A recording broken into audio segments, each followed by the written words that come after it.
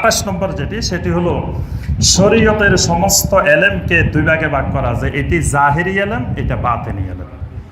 যে কোনো কিছু যখন দলিল পাওয়া যাবে না যে ভাই এটা কই পেয়েছেন, এটা বাতেনি এলেম। কেউ 30,000 বাতেনি এলেম আছে, কেউ 50,000 বাতেনি এলেম আছে, কেউ কোরআন দেখতেছেন 30 পারা, আরো 60 পারা বাতেনি আছে। নাউজুবিল্লাহ, এগুলো সব শিরকি এবং কুফরি বিশ্বাস। কেউ যদি মনে করে কোরআনে কারিমের এর বাহিরেও আরো কিছু আয়াত বাতেনি রয়ে গেছে, তার ইমান চলে যাবে, সে কুফরি করলো, এটা কুফর। তারপরে কেউ যদি মনে করে নবী সাল্লাল্লাহু আলাইহি ওয়াসাল্লাম সব জ্ঞান সব এলেম স্পষ্ট করেন নাই, কিছু গোপন রাখে দিয়েছেন, তার ইমান চলে যাবে। কেউ যদি মনে করেন সব সাহাবীরে বলেন নাই, শুধু আলীরে আর 2-1 জনের কানে কানে বলছেন বা গোপনে গোপনে বলছেন, তাও ইমান চলে যাবে। কারণ নবী সাল্লাল্লাহু আলাইহি ওয়াসাল্লামকে আল্লাহ পাক যা জানাইছেন, নবী সাল্লাল্লাহু আলাইহি ওয়াসাল্লাম এগুলো সব উম্মতকে কিয়ামত পর্যন্ত জানাই গেছেন। এই জন্য এলেমকে এইভাবে দুই ভাগে ভাগ করাটা বেদাত। তবে একটা জিনিস মনে রাখতে হবে, এটার আরেকটা বিভাজন আছে, সেটা হলো, সেই বিভাজনটা হলো এলমের দুটি পর্যায় আছে।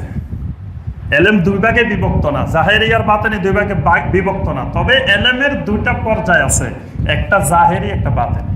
পর্যায়টা কেমন? যেমন ধরেন আপনার সিগারেটের গায়ে লেখা আছে ধূমপান স্বাস্থ্যের জন্য ক্ষতিকর, ধূমপান বিষপান। তাহলে একজন ব্যক্তি এটা লেখার পরে দেখা গেছে ধূমপান কিন্তু কমে নাই, আরো বাড়ে। প্রতি বছর ট্যাক্স বাড়ানো হয়, দাম বাড়ানো হয়, তাও কিন্তু কমে না, তাও আরো এটার মানে গ্রাহক বাড়তে থাকে।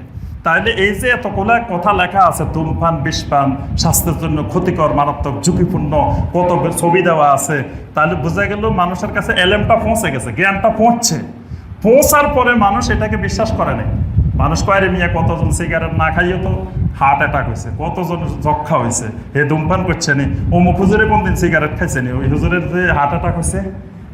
আমাকে এরকম অনেকে বলছে যে দেখেন এই যে আমাদের গ্রামের ওই হুজুরকে দেখেন, জীবনে কোনোদিন পান সিগারেট খায় না, তারপরে কিছু খায় না, দেখেন তার হার্ট অ্যাটাক ওই কি অবস্থা, আর আমরা খাই, আমাদের কিছু হয়েছে।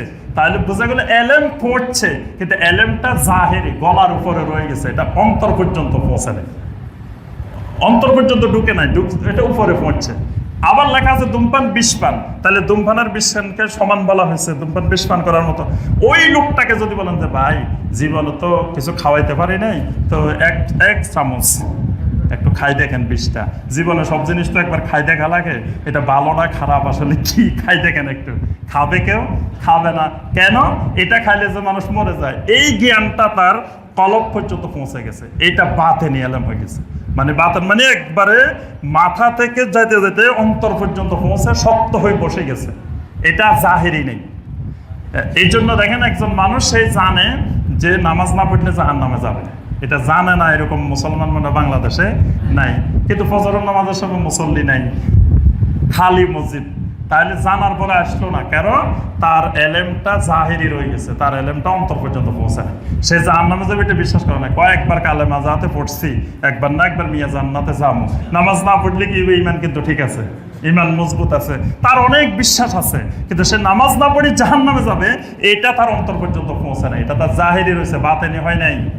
কিন্তু সেই রাতের 3টায় যদি তার ফ্লাইট হয়, গাড়ি ঘোড়া বন্ধ, লকডাউন, সে বিভিন্ন উপায়ে, যে কোনোভাবে সেই এয়ারপোর্ট কিন্তু পৌঁছে যাবে, তার বিমান যাতে কোনোভাবে মিস না হয়, কারণ সেই জানে ওই মিস হলে তার যে ক্ষতিটা হবে, এই ক্ষতিটা বাতেনি হয়ে গেছে, একবার অন্তর পর্যন্ত গেঁথে গেছে যে এটা হলে আমার অনেক ক্ষতি হবে, সে বিদেশ যাওয়া যাবে না, এই হবে সেই হবে, সব বিশ্বাস ঢুকে গেছে।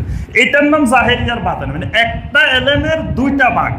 কোন এলেম গলার উপরে থাকে, কোরআন অনেকে পড়ে, কোরআন অনেকে বলে, এটা অন্তর পর্যন্ত পৌঁছে না, খালি উপরে উপরে থাকে। আবার অনেকেরটা অন্তর পর্যন্ত পৌঁছে যায়। এই জন্য আল্লাহ বলছে ইন্নামা ইয়াখশাল্লাহা মিন ইবাদিহিল উলামা, যারটা অন্তর পর্যন্ত পৌঁছে যায় সে আল্লাহকে ভয় করে, আর যারটা অন্তর পর্যন্ত পৌঁছে না সে এলেম থাকলেও আল্লাহকে ভয় করে না।